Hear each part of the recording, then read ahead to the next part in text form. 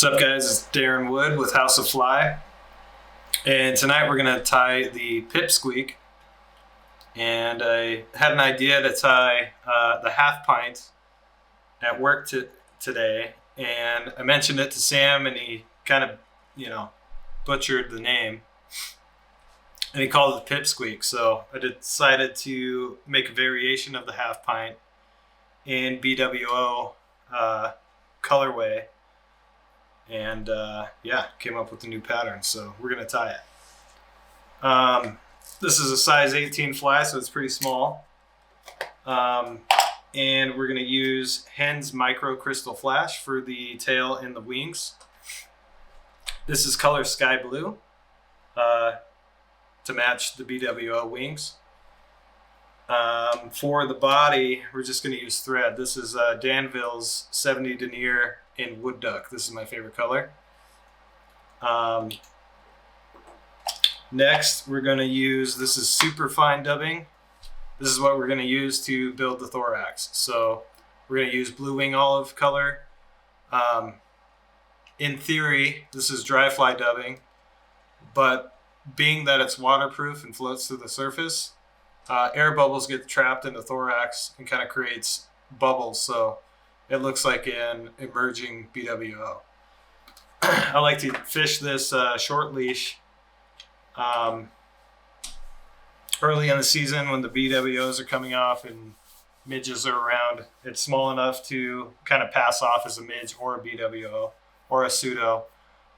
Really anything size 18. Tiny little bugs, tiny little mayflies. So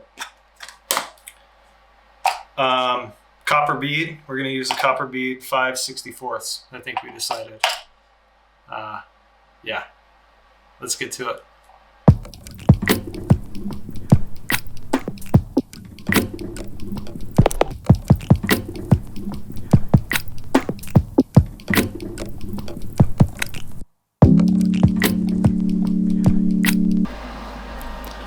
All right, so we're starting with a NU heavy scud hook in size 18. I like to clamp it in my vise here just to get the bead on. And I'm not sure what size this is. It's a step down from 3/32. Sam will probably put it on the screen here.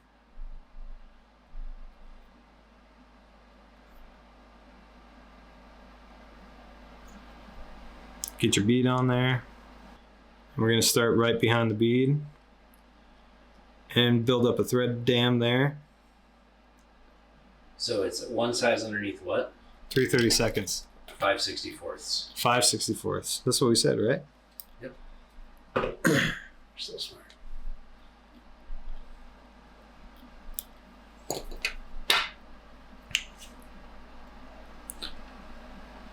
Cover your tag ends. And now we're just kind of tapering the body, getting a nice smooth taper.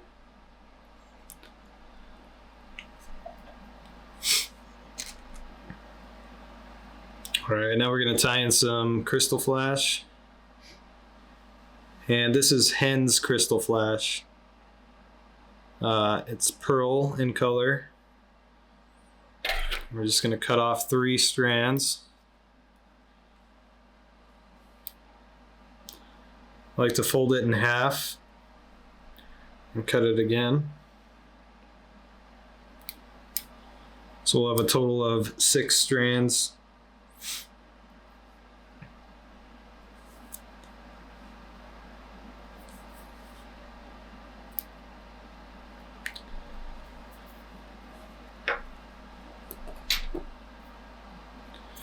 Okay, and we're going to lay that on the top of the shank.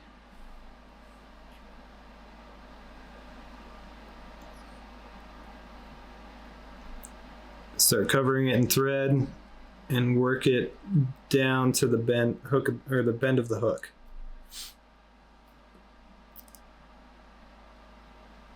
You can go pretty far down there. Careful not to touch the point of the hook. You can always take extra wraps to cover that up.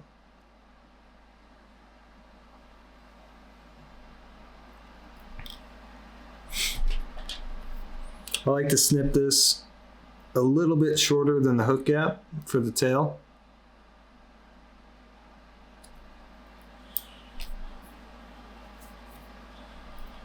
There we go. Now we're going to work our way back to the bead.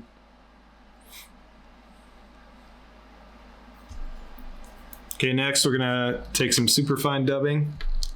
I'm going to use blue wing olive. We're going to try to imitate a blue wing olive, or a blue wing. That was weird.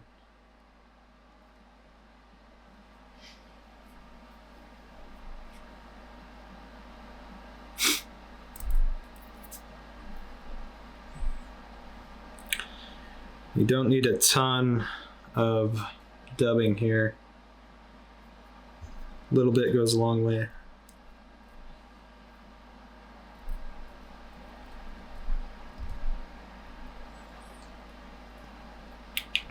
Okay. Now we're going to build a thorax.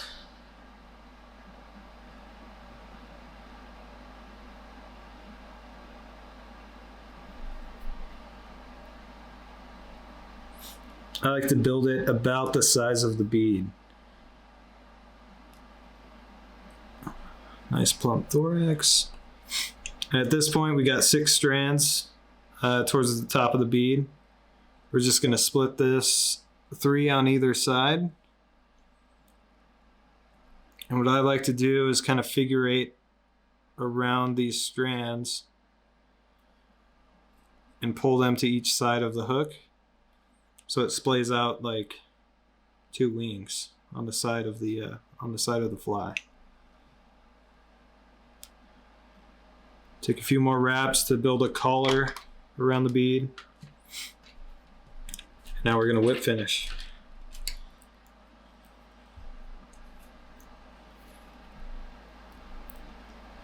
Do a 3-turn whip finish there, 3 or 4 turns. Seat the knot.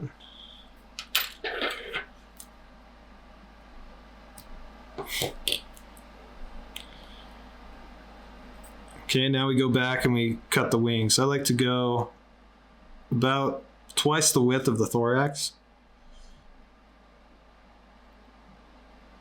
for each side.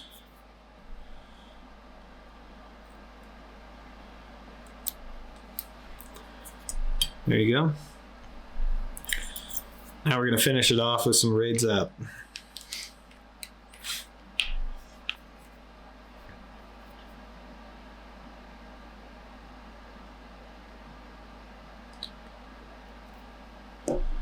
I'm just going to coat the body with a thin layer of raid zap. This will make the fly more durable and give it kind of a sheen, a nice buggy look.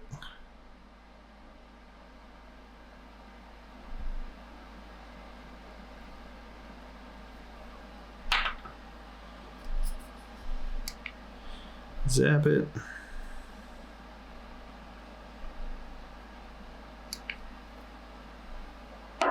And there we go. Nice BWO imitation. We like to call the pip squeak. So I got some questions about the pip squeak.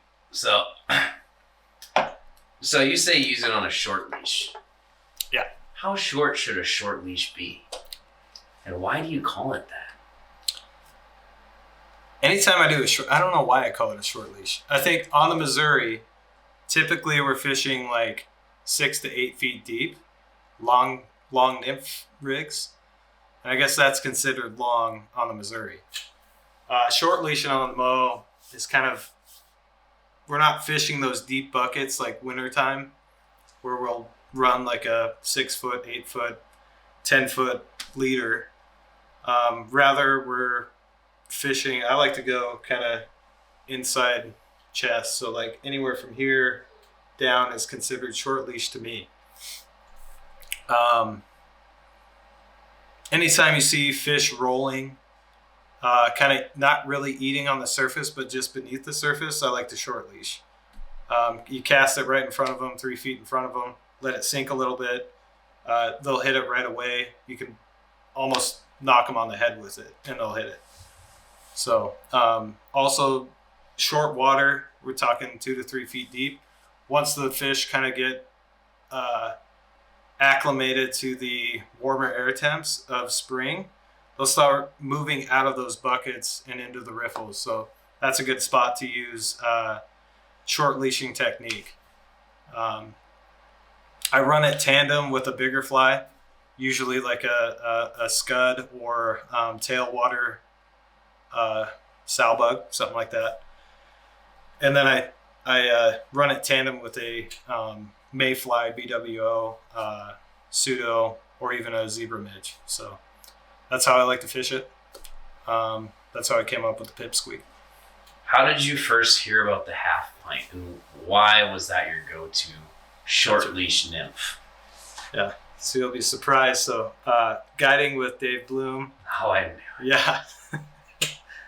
So I was guiding with Dave Bloom the past summer, and the tricos were coming off. So tricos and midges, I would say. And he turned me on to the half pint. He said, go watch the video, tie the half pint. And you can pretty much fish that from like August, late August through the rest of the year. So that's kind of where I started tying the half pint. Got an idea to tie it in a BWO version. There's a lot of tiny mayflies on the mow, so the more variations you can tie of a small half pint sized fly, the better, I think. So it'd probably work for PMDs, but mostly pseudos, BWOs, tricos. That's where I like to use it most.